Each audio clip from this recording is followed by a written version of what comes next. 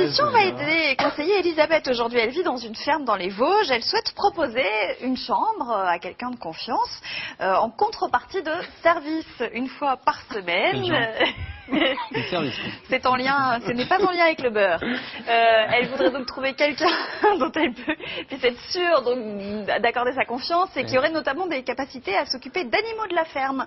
Donc c'est un rapport, c'est la traite. C'est ça. Ouais. Mais elle ne connaît pas exactement la marche à suivre pour trouver cette perle rare. Pour lui répondre, Sylvie Véron l'a rencontrée à Rang-au-Bois, c'est près d'Épinal.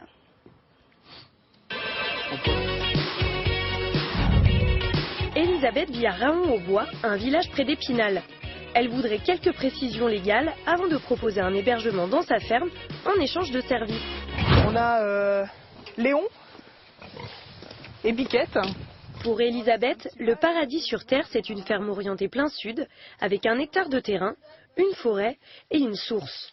Paradis qu'elle a trouvé dans les Vosges. Et depuis 4 ans déjà, elle y pratique la permaculture. Un art de vivre où rien ne se perd, tout se transforme. Par exemple, vous avez des poules, elles vont pondre les œufs, vous pourrez utiliser les œufs. Les poules vont également fertiliser le jardin et puis vous pourrez vous en nourrir également. En parallèle de ses nombreuses activités dans sa ferme, Elisabeth est aussi infirmière à domicile. C'est en son absence, un jour par semaine, qu'elle aurait principalement besoin d'un coup de main. C'est d'avoir quelqu'un qui puisse s'occuper des animaux, à savoir leur donner à manger, leur donner un petit peu de foin et puis le soir, traire la vache. Les vaches qu'on a sont très gentilles, très sympathiques, donc il n'y a aucune difficulté par rapport à ça, ça s'apprend très vite.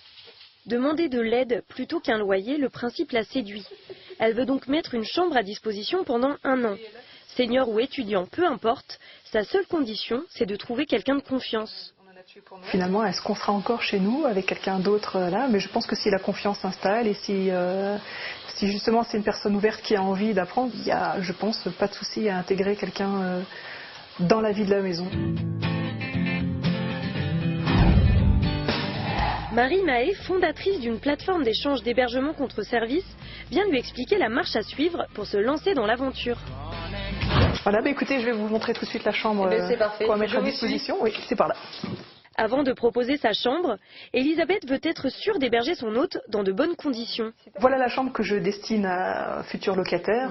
Est-ce qu'elle correspond aux besoins ou aux normes qu'on a en France? Écoutez Elisabeth, cette chambre me semble parfaite. Il faut qu'elle fasse plus de 9 mètres carrés, ce qui est son cas puisque vous me dites qu'elle est autour de 14 mètres carrés et c'est un lieu privé. Une chambre confortable pour une personne fiable.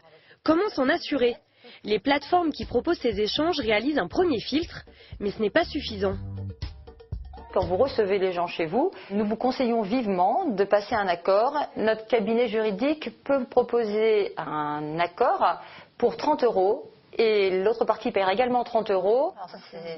En cas de non-respect de cet accord établi sur mesure, les parties peuvent donc se retourner l'une contre l'autre. Par exemple, si l'hôte d'Elisabeth ne nourrit pas correctement ses animaux. D'autres démarches sont à prévoir. Les assurances habitation et responsabilité civile doivent être mises à jour.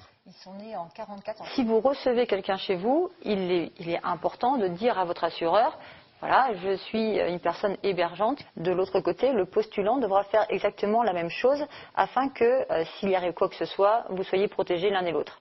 Et pour ne pas être ennuyé par le fisc, il faut aussi penser à la taxe d'habitation. Si vous hébergez quelqu'un chez vous plus de 6 mois et 1 jour, vous devez la déclarer, cette personne, à la mairie. Dans l'accord que vous aurez passé avec votre postulant, vous pouvez très bien indiquer qu'il prendra en charge une partie de cette taxe d'habitation. En résumé, commencez par signer un accord avec votre hôte, rédigé par un cabinet juridique, pour permettre un recours en justice en cas de conflit. C'est une protection pour les 2 parties. Vous devez signaler ce changement de situation pour être couvert par vos assurances habitation et responsabilité civile. Enfin, n'oubliez pas de déclarer à la mairie que vous hébergez quelqu'un plus de 6 mois pour avoir une taxe d'habitation en règle.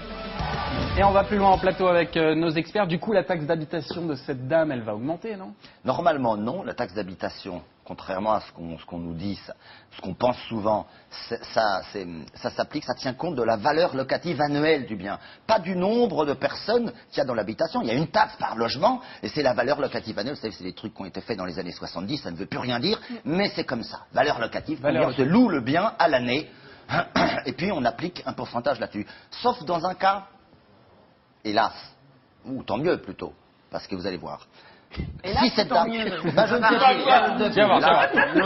c'est le français tout ça, on joue avec les mots. Hein. Ah oui, ça surtout toi. Oui. Si cette dame a, alors tu vas me dire après, si cette dame Moi, je parie a sur un Hélas. revenu, et c'est peut-être autre chose en plus, c'est peut-être mieux, c'est peut-être tant chacun mieux. fait ses propositions.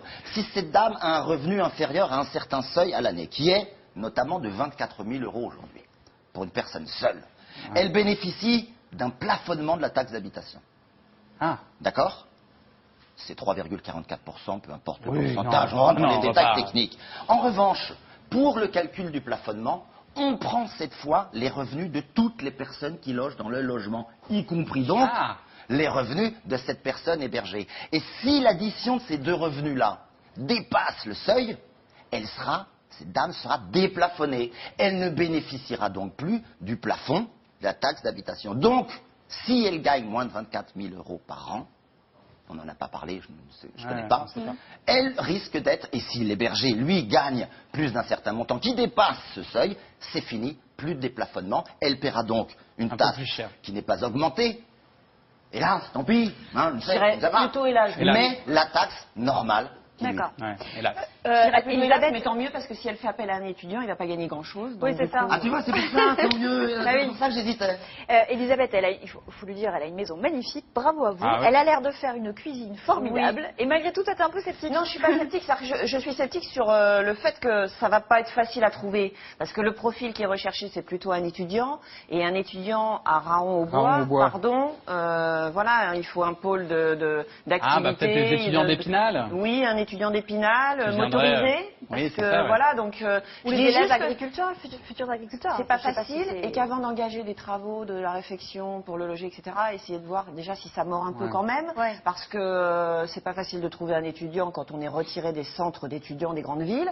Et puis les chambres d'hôtes ou les choses comme ça, il s'en est tellement ouvert qu'il y en a beaucoup plus que ce qu'aujourd'hui on demande. Ouais. Donc à prudence avant d'engager des frais, quoi. Gérard, qu'est-ce que t'en penses, toi? Moi, je suis très réservé. Un mot sur ce que disait Valérie. Raon-au-Bois, c'est un ravissant petit village. Mais tout à fait. Un quart d'heure d'Épinal, 35 minutes de Nancy, donc je pense qu'on peut trouver quelqu'un. Enfin... Mais je suis très réservé. Pourquoi? On nous dit ils vont faire un accord, c'est bien. Mais, je prends un terme qui paraît un peu compliqué, mais en réalité c'est simple. Les tribunaux peuvent toujours requalifier un accord, c'est-à-dire dire, vous avez marqué que c'est une mise à disposition de logement, nous on estime que c'est autre chose. Et quelqu'un qui fait un travail, là, en l'espèce, on dit, doit juste traire les vaches, et puis finalement, on va lui dire, oh ben demain je suis parti aussi, il faut les garder, etc.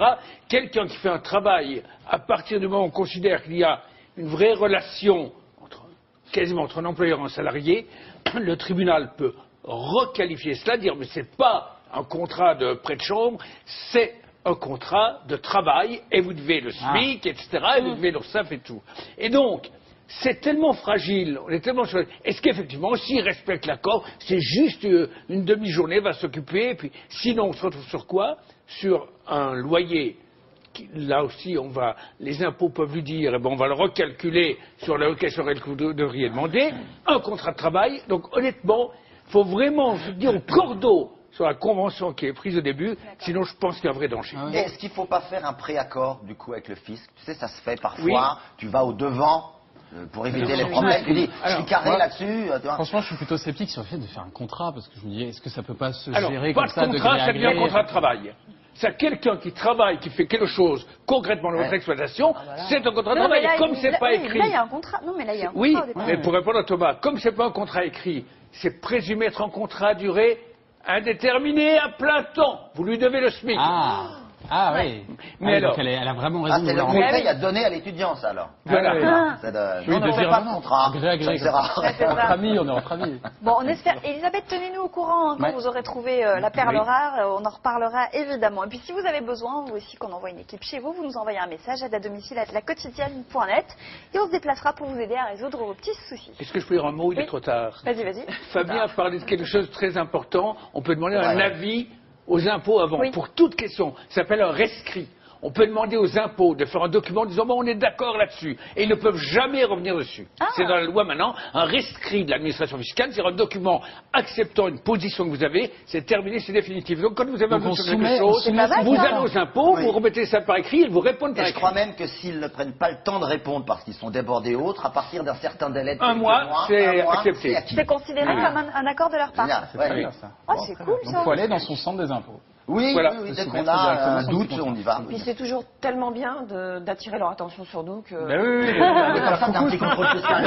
On peut être citoyen. Un jour, ça nous régale. Allons devant. Mais bien sûr, on va aller les voir. C'est toujours eux qui viennent à nous. Mais bien sûr, faut pas attendre. Il faut pas attendre. Allez, soyons solidaires.